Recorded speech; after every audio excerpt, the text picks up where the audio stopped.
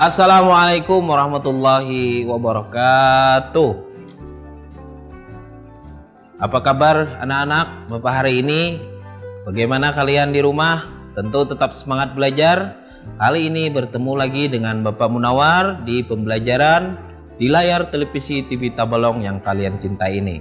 Anak-anak, Bapak harapkan sebelum kita memulai pelajaran ini, tentu jangan lupa berdoa dan memotivasi diri kalian sendiri agar belajarnya lebih semangat lagi supaya bisa memahami materi dengan baik.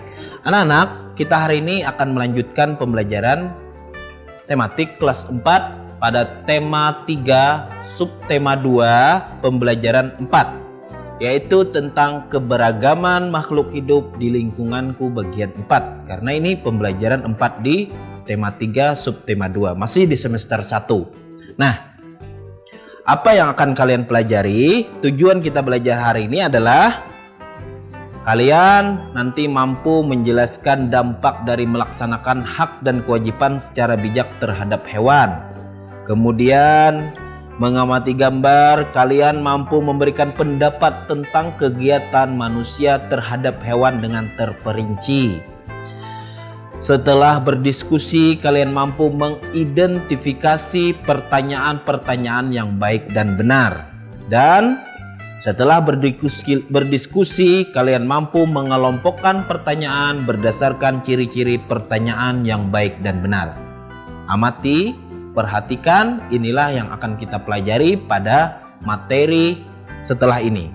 Anak-anak, perhatikan beberapa gambar berikut. Gambar pertama, gambar kedua, dan gambar ketiga tentang apa anak-anak?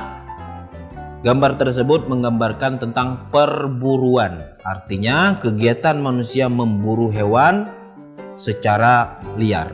Artinya mereka membunuh hewan-hewan yang ada di hutan ataupun di tempat-tempat terbuka untuk kebutuhan mereka masing-masing. Nah, kalian setelah memperhatikan gambar tersebut, ada juga kejadian seperti ini. Ini gambar pertama. Gambar apa anak-anak? Gambar seekor orangutan.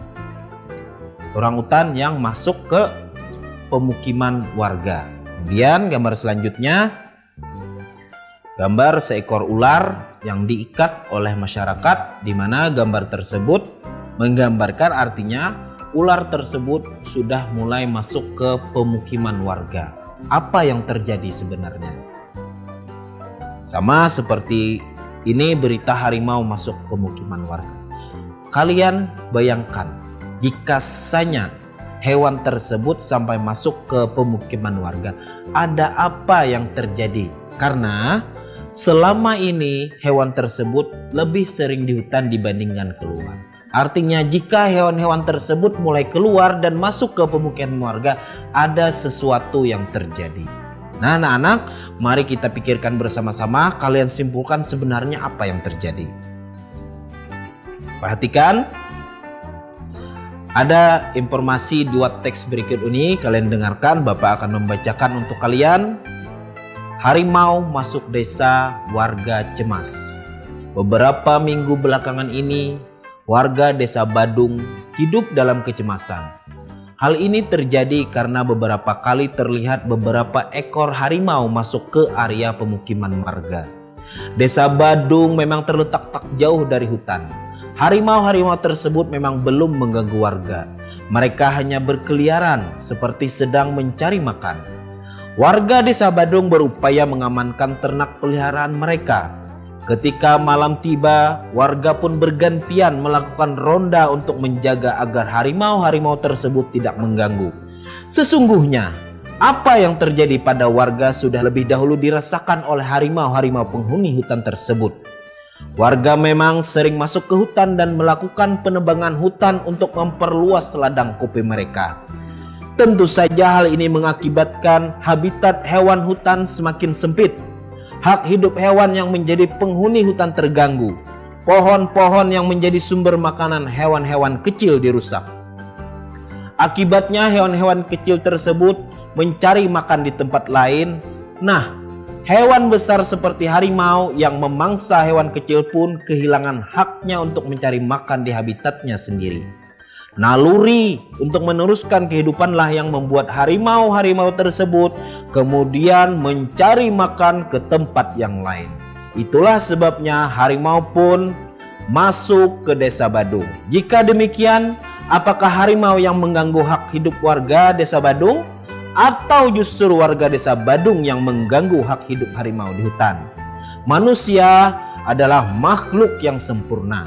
Mereka dikaruniai akal, budi pekerti, dan kebijaksanaan. Sudah seharusnya lah manusialah yang memahami kewajibannya untuk menjaga hak hidup makhluk lain di sekitarnya, termasuk harimau.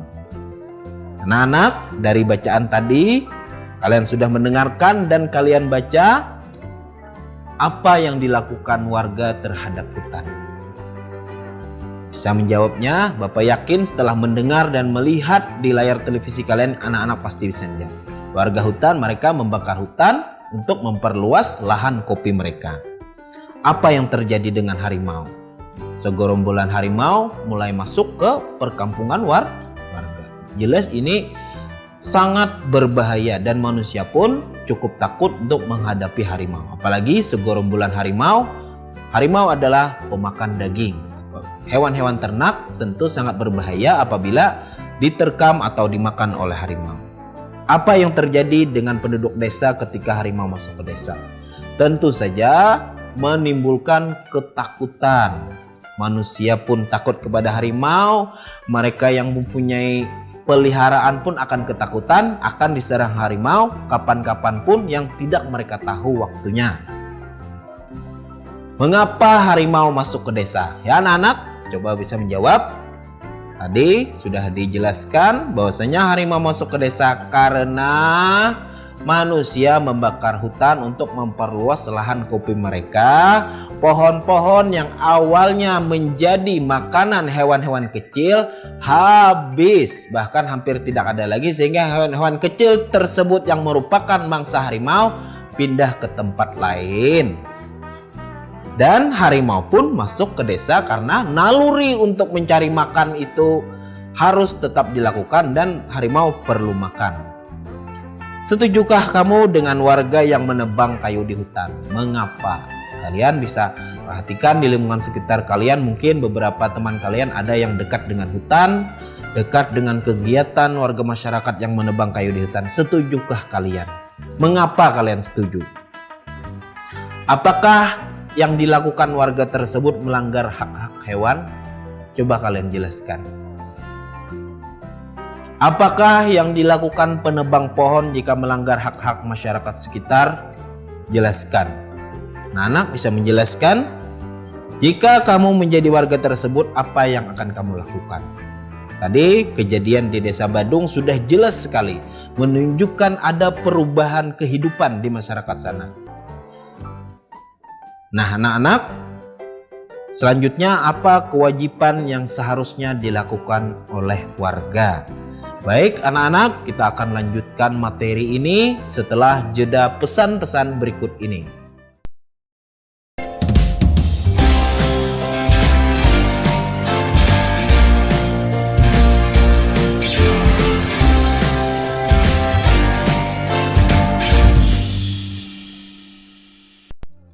Baik anak-anak, kita melanjutkan pembelajaran kita tadi. Anak-anak, kita sudah membaca dan sudah Bapak bacakan kepada kalian teks tentang harimau yang masuk ke desa Badung.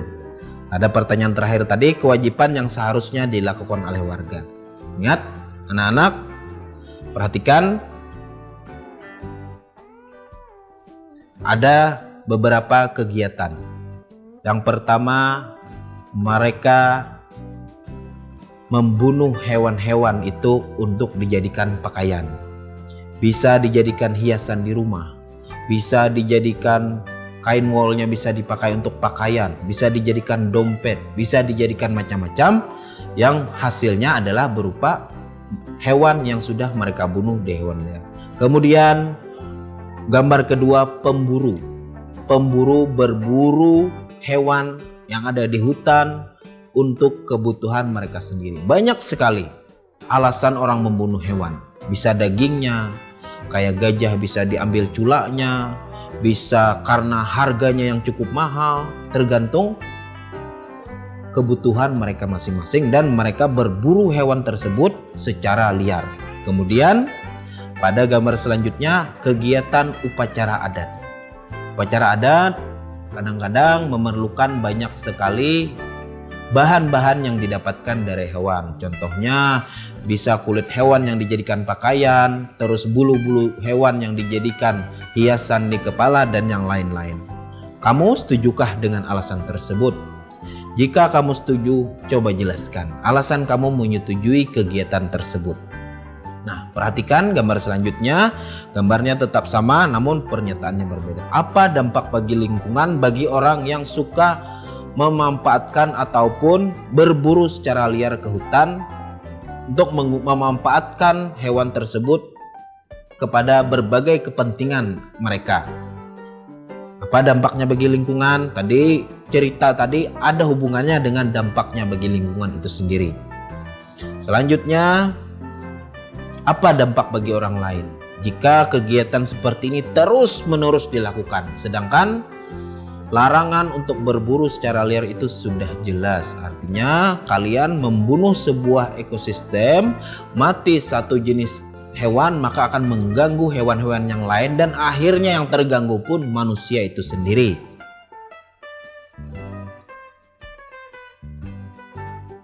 Dalam gambar di atas, orang menjadikan hewan digunakan sebagai bahan pakaian, kemudian berburu untuk dimanfaatkan dan kegiatan upacara adat. Apakah itu melanggar hak orang lain? Kalau melanggar, kenapa? Coba kalian jelaskan.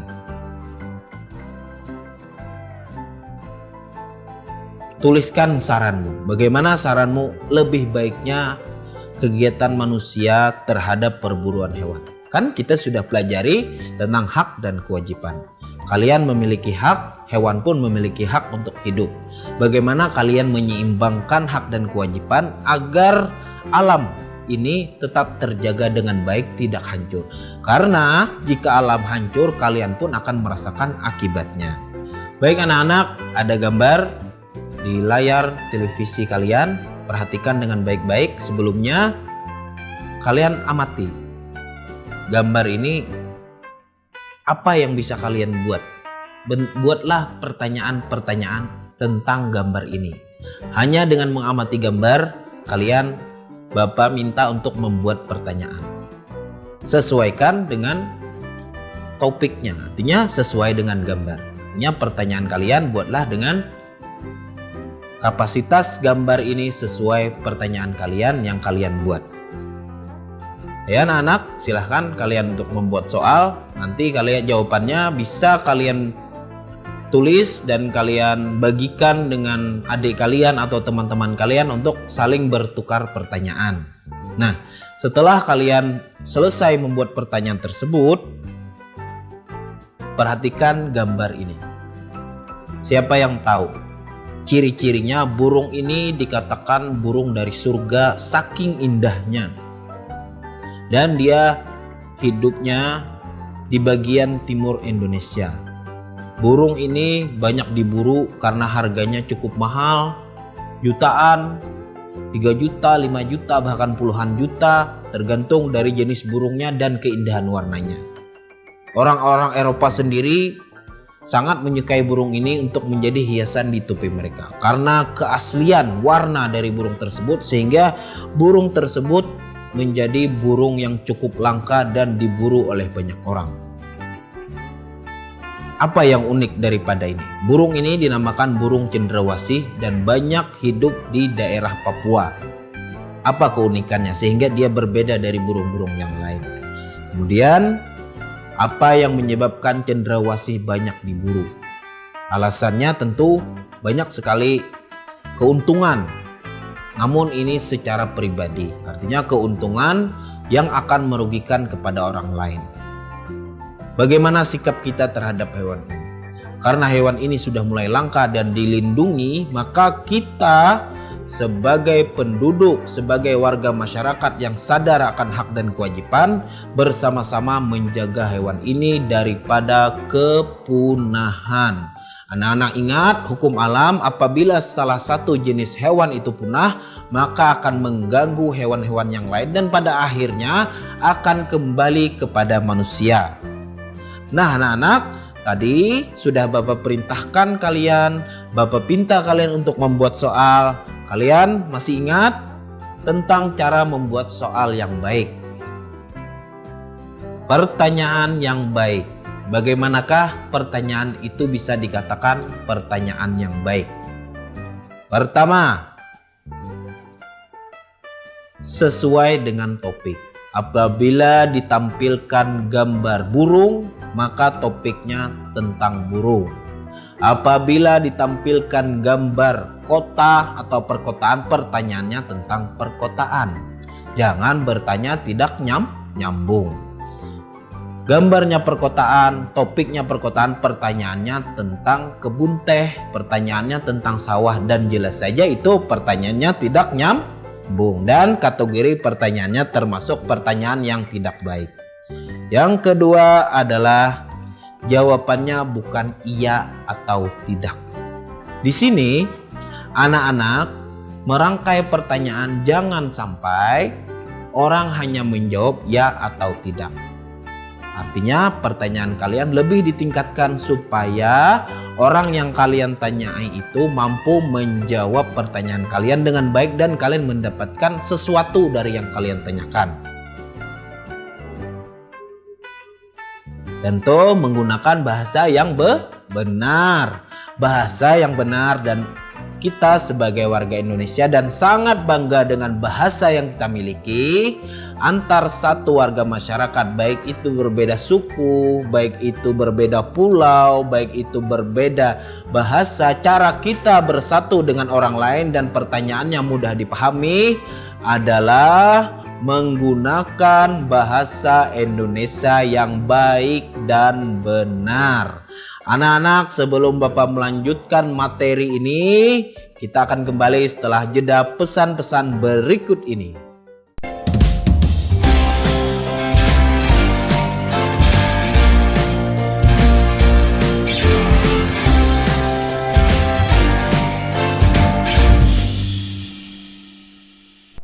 Baik anak-anak, kita akan lanjutkan materi kita. Sudah kita mendekati materi terakhir.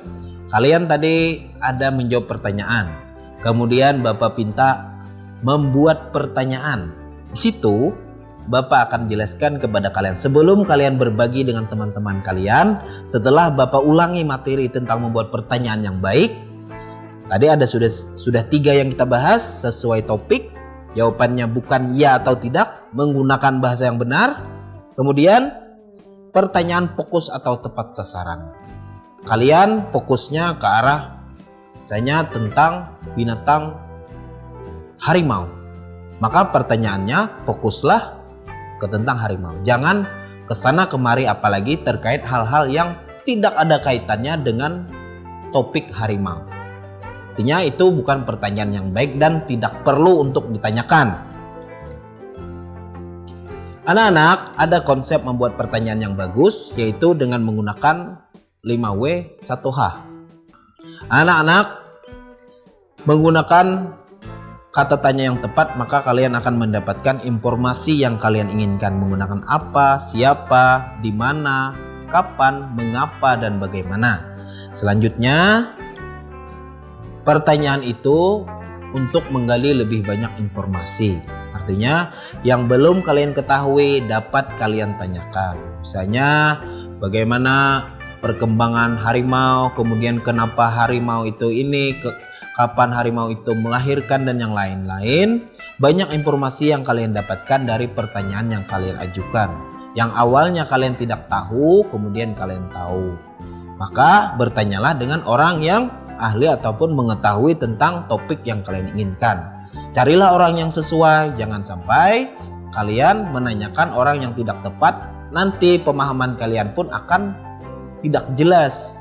Misalnya hewan, carilah guru biologi ataupun guru IPA kalian ataupun ahli tentang yang menjaga kebun binatang sehingga pertanyaan itu tepat sasaran dan banyak informasi yang kalian dapatkan. Selanjutnya adalah antar pertanyaan berkesinambungan. Apa itu kesinambungan? Kesinambungan itu artinya terhubung satu sama lain. Pertanyaan satu dan yang lain itu terhubung. Kalian bisa mendiskusikan hasil pertanyaan kalian dengan orang yang lebih dewasa ataupun guru kalian ataupun orang tua kalian. Apakah susunan pertanyaan yang kalian buat itu sudah berkesinambungan atau pertanyaan kalian itu acak, tidak beraturan sehingga menyulitkan kalian untuk mendapatkan informasi yang kalian inginkan. Nah anak-anak, setelah penjelasan materi ini Bapak berharap kalian sudah bisa dan mampu memeriksa soal-soal yang kalian buat, termasuk pertanyaan yang baik atau tidak, ataukah pertanyaan itu belum baik dan perlu diperbaiki. Kalian bisa diskusikan, kemudian kalian bisa tukar pertanyaan kalian dengan teman yang lain. Kemudian nanti kalian bisa sampaikan hasilnya, bahwa pertanyaan kalian kategorinya baik ataupun kurang baik. Dan pada pembelajaran selanjutnya dapat kita perbaiki sampai nantinya anak-anak mampu membuat pertanyaan yang baik. Nah anak-anak, materi kita pada hari ini cukup sampai di sini saja. Apa yang kita pelajari hari ini anak-anak adalah tentang hak dan kewajiban manusia terhadap hewan.